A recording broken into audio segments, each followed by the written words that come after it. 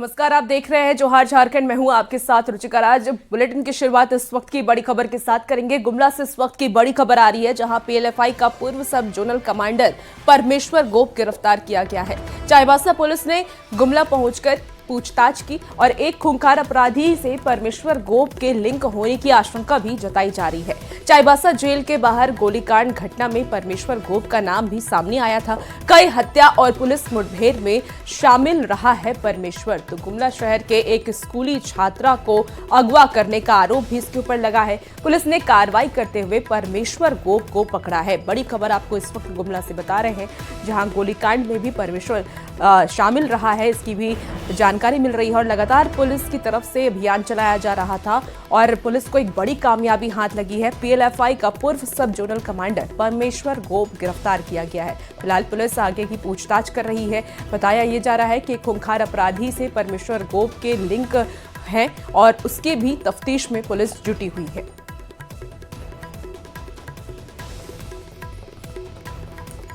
तो गुमला से आपको इस वक्त की बड़ी खबर बता रहे हैं, जहां कई हत्या और पुलिस मुठभेड़ में शामिल रहा है परमेश। और इस वक्त ज्यादा जानकारी के साथ न्यूज़ 18 संवाददाता रुपेश भगत इस वक्त हमारे साथ फोन लाइन पर जुड़ चुके हैं। रुपेश, फिलहाल क्या कुछ अपडेट इस पूरे मामले को लेकर के सामने आ रहा है, क्योंकि पुलिस लगातार अभियान चला रही थी और पुलिस को बड़ी कामयाबी हाथ लगी है। पीएलएफआई का पूर्व सब जोनल कमांडर परमेश्वर गोप गिरफ्तार कर लिया गया। आगे की क्या पूछताछ है? जी, आपको बता दें, पुलिस ने को बड़ी सफलता मिली है। जो पीएलएफआई के पूर्व सब जोनल कमांडर था परमेश्वर गोप को पकड़ा है। और बता दें, उसके ऊपर 2 दिन पूर्व ही जो स्कूली छात्रा है कि शहर की, उसको अगवा करने का आरोप लगा था, जिस पर परिजन थे वो थाना में मामला दर्ज करवाए थे। तो पुलिस ने त्वरित कार्रवाई करके उसे पकड़ा। पकड़ने के बाद जब गिरफ्तार किया तो पुलिस के पूछताछ पे उसने कई अहम पुलिस को जानकारी दी है। जिसके बाद आपको बता दें, 1 वर्ष पूर्व जो चाईबासा है वहां पर भी जेल के समीप में गोलीबारी की घटना हुई थी। उस पर उसका परमेश्वर गोप का नाम आया था। जिस पर चाईबासा पुलिस को जब जानकारी हुई तो चाईबासा पुलिस भी गुमला पहुंची है और उससे लगातार थाने में रख करके पूछताछ कर रही है। और आपको बता दें, इसकी जो संबंध है वो आपको और भी लोगों के साथ में जुड़ने की संभावना है, जिसको लेकर के लगातार पूछताछ की जा रही है। ठीक है रुपेश, आप नजर बना के रखिए, तमाम अपडेट आपसे लेंगे। बहुत शुक्रिया जानकारी के लिए। और जमशेदपुर से भी इस वक्त की बड़ी खबर आ रही है, जहां कपड़ा व्यवसायी के घर डकैती हुई है। कोरियर वाला बनकर घर में यह अपराधी घुसा और पिस्टल की नोक पर बुजुर्ग और महिला को बंधक बनाकर उससे लूटपाट की। लाखों के गहने लेकर यहां से फरार भी हो गया अपराधी। 5 अपराधियों ने घटना को अंजाम दिया। मामला दर्ज कर जांच में पुलिस जुटी हुई है। पुलिस की तरफ से तफ्तीश की जा रही है। विष्णुपुर थाना क्षेत्र का ये पूरा मामला सामने आया है। जमशेदपुर से आपको इस वक्त की एक बड़ी खबर बता रहे हैं, जहां अपराधियों का तांडव एक बार फिर से देखने को मिला। कपड़ा व्यवसायी के घर में डकैती की गई है। कोरियर वाला बन करके ये अपराधी घर में घुसे और पिस्टल की नोक पर इस घटना को अंजाम दिया। हटाया, बोला हम पार्सल लेके आए हैं। तो हम दरवाजा खोले और हम लोग को वो अंदर घुस गया, वो लोग दरवाजा को लॉक कर दिया। फिर वो लोग अपना हम लोग को टेप लगा दिया मुंह में और वो अपना सामान सब निकाल कर देता। कितने लोग थे वो लोग? उस समय हम लोगों को कुछ नहीं पता कितने आदमी थे। हाँ, उसमें अंदर घुस गया, धाय हम लोग गिरा दिया हम लोग को और टेप बांधने लग गया। उस समय नहीं समझ में आया। जब यहाँ से भागा वो लोग पांचों, जब नीचे वो पीछे पीछे मैं भी भागी तो देखिए वो 5 आदमी था। यहाँ जो 2 व्यक्ति रहते हैं, दोनों ही बुजुर्ग रहते हैं, उनको कैप्चर करके और इनके घर में जो चेन और सोने की चूड़ियाँ और चांदी के कुछ बर्तन, इसकी लूटपाट करके और वो फरार हो गए। सूचना पर पुलिस पहुंचकर सभी बिंदुओं पर गहराई से छानबीन कर रही है। जमशेदपुर शहर में लगातार अपराधी बेलगाम होते जा रहे हैं, जहां कुछ ही मिनटों पहले मानगो थाना क्षेत्र में दौड़ाकर संतोष सिंह नामक युवक की गोली मारकर हत्या कर दी गई, तो वहीं दूसरी तरफ जमशेदपुर के सबसे पॉश एरिया बिष्टुपुर थाना क्षेत्र में डकैती की घटना को अंजाम दिया गया है। आप तस्वीर देख सकते हैं कि ये कपड़ा व्यापारी का घर है, जहां 5 की संख्या में अपराधी जो है वो यहां पहुंचते हैं और उसके बाद घर का दरवाजा खटखटाते हैं और किसी पार्सल के नाम से वो व्यक्ति अंदर घुसता है। महिला को कहता है कि पार्सल आया है, उसके बाद वो घर में घुसता है। उसके बाद 5 की संख्या में अपराधी जो है हथियार बल वो प्रवेश करते हैं और एक बुजुर्ग और एक महिला को पूरी तरह से पट्टियों से आंख और उनके मुंह को बंद कर दिया जाता है और उसे कमरे में बंद कर दिया जाता है, जिसके बाद पूरी डकैती की घटना को अंजाम दिया जाता है। हालांकि लाखों के गहने यहाँ से अपराधी जो है वो यहाँ से लेकर फरार हो गए हैं। सूचना मिलते ही थाना प्रभारी डीएसपी तमाम आला अधिकारी मौके पर पहुंचकर डॉग स्क्वाड की टीम भी पहुंची हुई है और जांच की जा रही है। मगर ये घटना कहीं ना कहीं पुलिस की जो कार्यशैली है उस पर सवाल खड़ा करती है कि जिस तरह अपराधी पूरी तरह से बेलगाम हो चुके हैं और इस तरह की घटना को अंजाम दे रहे हैं। तो हालांकि अब देखना ये है कि तमाम पुलिस अधिकारी यहाँ पहुंचकर मामले की जांच कर रहे हैं। मगर सबसे बड़ा सवाल ये उठता है कि जमशेदपुर के बिष्टुपुर सबसे पॉश एरिया है, जहां डीसी, एसएसपी, तमाम विधायक यहाँ रहते हैं, सांसद रहते हैं और इस तरह की घटना को अंजाम देने के बाद 5 अपराधी आसानी से यहाँ से फरार हो जाते हैं। फिलहाल पुलिस दावा करे कि जल्द से जल्द इस मामले का खुलासा होगा। मगर अब देखना ये है कि इस घटना का अंजाम जो अपराधी दिए हैं उस पर पुलिस कब तक नकेल कस पाती है और इस तरह की घटनाओं पर कब तक पुलिस लगाम लगाती है, वो तो आने वाला समय ही बताएगा। न्यूज़ 18 के लिए जमशेदपुर से आशीष कुमार तिवारी। और अगली खबर अब जमशेदपुर से है, जहां मानगो थाना क्षेत्र में कांग्रेस नेता जितेंद्र सिंह के छोटे भाई संतोष सिंह की अपराधियों ने गोली मारकर हत्या कर दी। 3 दिन बाद उनकी बहन की शादी थी और उसी का कार्ड बांटकर संतोष घर लौट रहे थे। इस दौरान पहले से घात लगाए अपराधियों ने मानगो गुरुद्वारा रोड में फायरिंग कर उनकी जान ले ली। मौके पर पुलिस की टीम पहुंची और मामले की जांच पड़ताल में जुटी हुई है। घटनास्थल से कई खोखे भी बरामद किए गए हैं। बताया ये जा रहा है कि पुरानी रंजिश में इस घटना को अंजाम दिया गया। अपराधियों की तस्वीर सीसीटीवी कैमरे में कैद हो गई है और जिसके सहारे पुलिस तफ्तीश कर रही है, तलाश में अपराधियों की जुटी हुई है। देखा सर, हम खाली यहाँ पर बैठे हुए थे, वो लोग घुसा, मारा, चल दिया बस। अब उतना भी हमको भीड़ भाड़ पूरा जाम रहता ना, रोड इधर क्रॉसिंग रोड इधर से सब जाता है। तो 8-10 साल का कितना खा जा रहा था, हमको मालूम कुछ नहीं चला। हमको बोला तुम को मार देंगे, तुम हट जाओ, तो हम डर के मारे हट गए बस। जो लोग दूसरा का घर में घुस के मारने का हिम्मत कर रहा है वो अपना घर को सुरक्षित करे। हम यही सलाह देंगे कि भाई तुम अपना घर को सुरक्षित करो। कितना कर सकता है पूरा ताकत लगाओ। हमें धमकी नहीं दे रहे हैं, हम तुमको सलाह दे रहे हैं, जितना हो ताकत।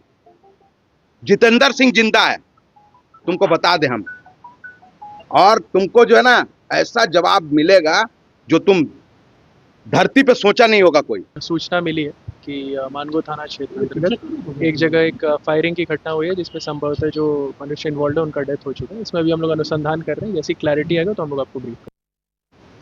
जमशेदपुर शहर में एक बार फिर अपराधी बेलगाम हो चुके हैं और ये तस्वीर मैं पीछे दिखा रहा हूँ कि किस तरह संतोष सिंह नामक व्यक्ति पर ताबड़तोड़ अपराधियों द्वारा गोली चलाई गई। जमशेदपुर के मानगो थाना क्षेत्र के गुरुद्वारा ये रोड है, काफ़ी भीड़ भाड़ वाला एरिया है। आप देख सकते हैं कि इसी स्कूटी से जो है संतोष सिंह जब अपने कहीं कुछ काम से घर जा रहा था, उसी दौरान अपराधी जो है वो इस पर ताबड़तोड़ गोलियां चलाते हैं और देखिए किस तरह कई जगहों पर जो है खोखे यहाँ पर साफ तौर पर देखने को मिल रहा है। हालांकि संतोष सिंह अपनी जान बचाने के लिए स्कूटी को छोड़ यहाँ से भागने लगा। पीछे से अपराधी जो है उसके पीछे पीछे दौड़ते हैं और इसी गली के सहारे वो एक घर में जाकर घुसता है अपनी जान बचाने के लिए। मगर अपराधी है उससे घर के अंदर उसे घुसकर गोली मार देते हैं, जिससे घटनास्थल पर उसकी मौत हो जाती है। फिलहाल पूरे घटना के बाद यहाँ के लोगों में, परिवार के लोगों में आक्रोश देखने को मिल रहा है। हालांकि सूचना मिलते ही थाना प्रभारी डीएसपी, सिटी एसपी, तमाम आला अधिकारी जो है वो पहुँच गए हैं। मामले की जाँच की जा रही है।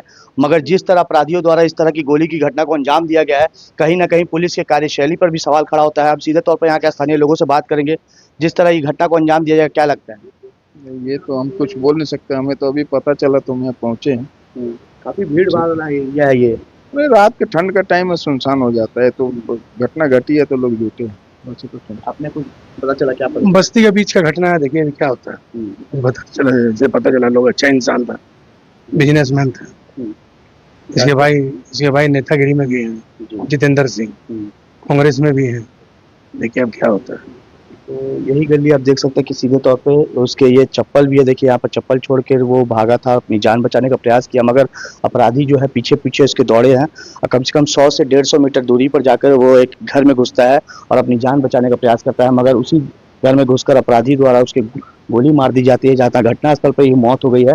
फिलहाल वो ट्रांसपोर्ट का काम करता था। मगर इस घटना के बाद कहीं ना कहीं पुलिस जो दावा करती है कि अपराधियों पर लगाम लगाने की, वो कहीं ना कहीं खोखला साबित होता है। मगर अब देखना ये है कि कई जगहों पर सीसीटीवी कैमरे लगाए गए हैं, अपराधियों की निशान सीसीटीवी कैमरे में भी कैद हुई होगी। मगर अब देखना ये है कि पुलिस कब तक इस पूरे मामले का खुलासा कर पाती है। न्यूज़ 18 के लिए जमशेदपुर से आशीष कुमार तिवारी। और इसी बीच बड़ी खबर आ रही है झारखंड से, जहां झारखंड को केंद्र सरकार की बड़ी सौगात मिली है। धनबाद की अब सूरत बदलने वाली है। 2 6 लेन फ्लाईओवर निर्माण को मंजूरी दे दी गई है। साथ ही 1100 करोड़ रुपए की लागत से ये निर्माण होना है। इस वक्त की आपको बड़ी खबर, जहां झारखंड को बड़ी सौगात केंद्र की तरफ से दी गई है। धनबाद का सूरत बदलने वाला है। 6 लेन फ्लाईओवर का निर्माण होने वाला है। आपको बता दें कि सड़क परिवहन और राजमार्ग मंत्री नितिन गडकरी ने पोस्ट कर इसकी जानकारी दी है। उन्होंने सोशल मीडिया पर पोस्ट कर लिखा है कि झारखंड के धनबाद जिले में राष्ट्रीय राजमार्ग 19 के बरवा अड्डा, पानागढ़ के निरसा और गोविंदपुर क्षेत्र में मौजूदा फुटपाथ के पुनर्निर्माण और पुनर्वास सहित 6 लेन एलिवेटेड फ्लाईओवर के निर्माण के लिए 1130.54 करोड़ रुपए की लागत के साथ स्वीकृति दे दी गई है। ये परियोजना झारखंड और पश्चिम बंगाल को जोड़ने वाले राष्ट्रीय राजमार्ग का एक हिस्सा है। वर्तमान में संरेखन निरसा और गोविंदपुर के निर्मित क्षेत्रों से गुजर रहा है, जिसमें मौजूदा प्रमुख क्रॉस रोड्स के साथ ही ग्रेड जंक्शन है, जो कि निरसा में भीड़भाड़ निर्माण करते हैं, और प्रस्तावित ग्रेड अलग संरेखन बाईपास के रूप में कार्य करेगा और इस कॉरिडोर में सुचारू और सुगम यातायात को सुनिश्चित करते हुए भीड़भाड़ वाले इलाकों को देखते हुए, यानी कि भीड़भाड़ को कम करने में ये मदद करेगा। तो नितिन गडकरी का ये पोस्ट, जिसमें उन्होंने पूरी जानकारी दी है।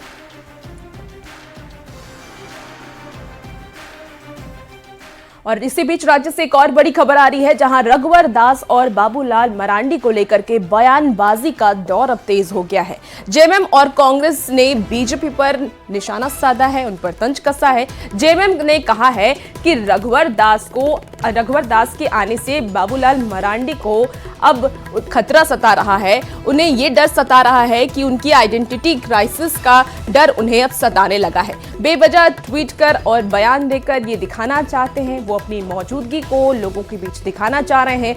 बाबूलाल को विस्थापित होने का डर अब सताने लगा है। बाबूलाल और रघुवर दास दोनों में से कोई हेमंत सोरेन का कुछ नहीं बिगाड़ पाएगा। कांग्रेस ने हमला बोलते हुए ये कहा कि बाबूलाल रघुवर दास की दोस्ती कुछ जमती हुई नहीं दिख रही है। इन दोनों की दोस्ती सिर्फ ऊपरी दिखावा है।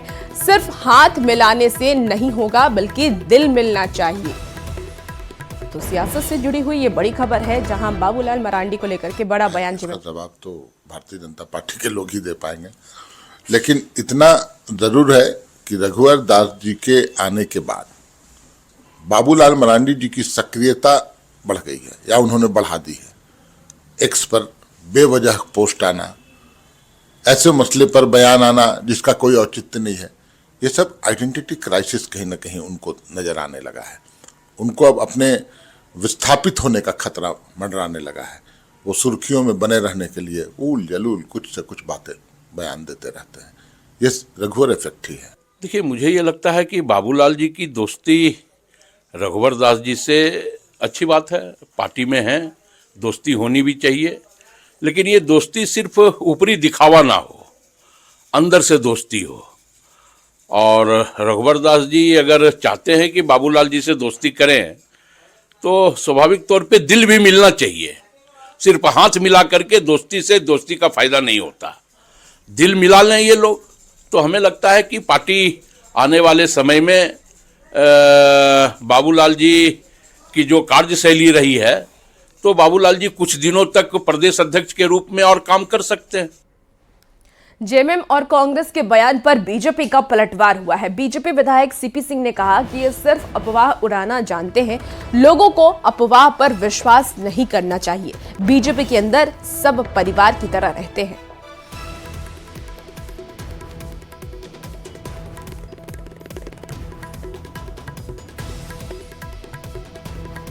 तो आपको बड़ी खबर बताएं, जहां एक तरफ जेएमएम और कांग्रेस बाबूलाल मरांडी को पर तंज कस रहे हैं और ये कह रहे हैं कि आइडेंटिटी क्राइसिस की वजह से वो लगातार बयानबाजी कर रहे हैं और सोशल मीडिया पर पोस्ट कर रहे हैं। तो दूसरी तरफ बीजेपी ने इसका पलटवार किया है, बीजेपी ने जवाब दिया है। बीजेपी का कहना है कि बीजेपी के अंदर सभी लोग परिवार की तरह रहते हैं, किसी को कोई डर नहीं सता रहा है। तो बड़ी खबर आपको इस वक्त राजधानी रांची से बता रहे हैं। सियासी गलियारे में बाबूलाल मरांडी को लेकर के लगातार सवाल उठ रहे हैं और उस पर अब बीजेपी ने पलटवार भी किया है।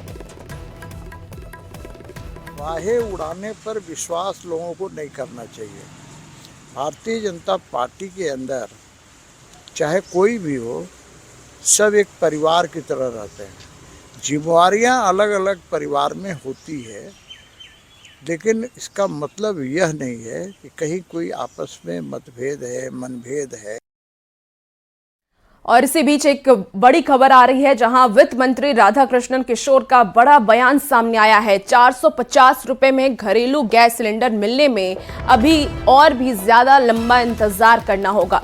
वित्त मंत्री राधाकृष्णन किशोर ने कहा कि चुनाव से पहले कांग्रेस ने लोगों को 450 रुपए में गैस सिलेंडर उपलब्ध कराने का वादा किया था, लेकिन इस पर कार्य नहीं हुआ है। हेमंत सरकार पर 2025-2026 के अलावा और 4 साल हैं। हम लोग इंडिया गठबंधन के सभी घटक दल इस पर आगे विचार करेंगे और 450 रुपए में गैस सिलेंडर उपलब्ध कराएंगे। बड़ी खबर इस वक्त आपको राजधानी रांची से बता रहे हैं।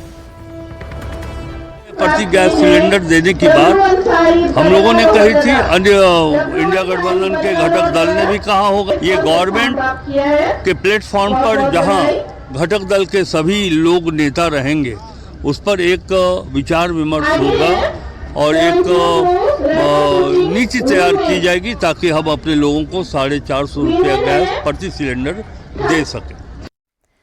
और इसी बीच राजधानी राज्य से भी बड़ी खबर आ रही है, जहां पर Jharkhand state health services association की नई टीम गठित की गई है।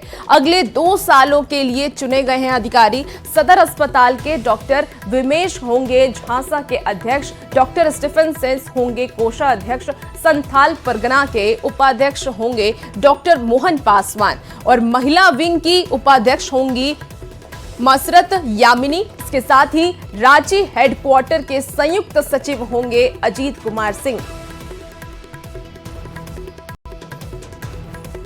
और मौसम से जुड़ी हुई इस वक्त की बड़ी खबर आ रही है, जहां झारखंड में बदला है मौसम का मिजाज। कड़ाके की ठंड से अब लोगों को राहत मिली है। आज मौसम साफ रहने वाला है, तापमान में भी बढ़ोतरी होगी।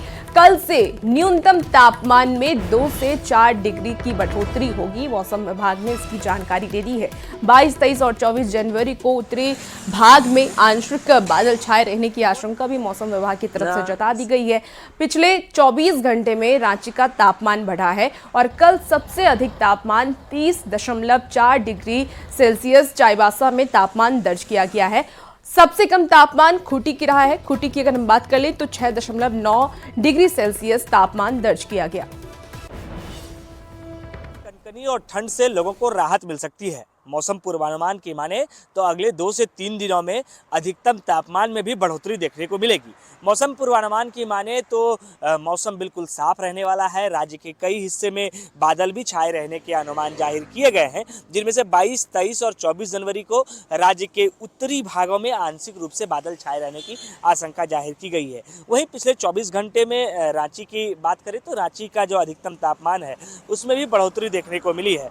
कल के अगर अधिकतम तापमान की बात करें तो राज्य में सबसे अधिक तापमान जो है वो 30.4 डिग्री सेल्सियस चाईबासा का दर्ज किया गया है, तो वही सबसे न्यूनतम तापमान खूंटी का 6.9 डिग्री सेल्सियस दर्ज किया गया है। मौसम पूर्वानुमान की माने तो अगले 25 तारीख तक बहुत कुछ अंतर तो देखने को नहीं मिलेंगे, लेकिन अगर मौसम की बात करें तो 22 और 23 का दिन जो होगा वो सुबह के कोहरे और धुंध के तत्पश्चात जो है उत्तरी भागों में आंशिक बादल छाए रहने के जो है वो आशंका जाहिर की गई है। अगर इस दौरान हम तापमान की बात करें तो कल का जो तापमान था वो राज्य के अलग अलग हिस्से में जो तापमान थे उनमें से अगर हम बात करें तो रांची का जो न्यूनतम तापमान 10.2 डिग्री सेल्सियस था, जमशेदपुर का न्यूनतम जो तापमान था वो भी 10.8 था, डाल्टनगंज का 8 था, बोकारो बोकारो का 9.6 था। तो ऐसे कई जिले थे जहां का तापमान 10 और उसके आसपास रहा है। लेकिन अब मौसम विभाग के पूर्वानुमान के मुताबिक राज्य के लोगों को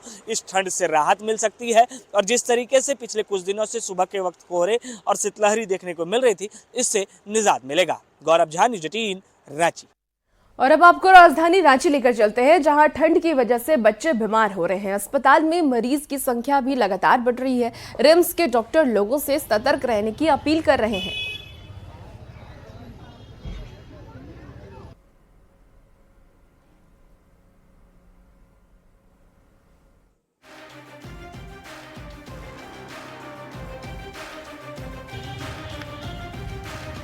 दिनों में देखा गया है कि कोई भी वायरल इन्फेक्शन, चाहे वो किसी भी वायरस से हो, इन्फ्लुएंजा हो या तो ये मेटानिमोई ले लीजिए या रेस्पिरेटरी सिंसिटियल वायरस है ना, या तो पैरा इन्फ्लुएंजा वायरस है, कोई भी है, बढ़ जाता है, इसमें कोई शक नहीं है। आंकड़े यही बताते हैं कि 3 दिनों का मतलब 30 से 40 ओपीडी में आ रहे हैं तो वो ठंड में बढ़ जाते हैं, 30 से 40 हो जाते हैं। फिलहाल इस बुलेटिन में इतना ही। खबरों का सिलसिला न्यूज़ 18 बिहार झारखंड पर जारी है।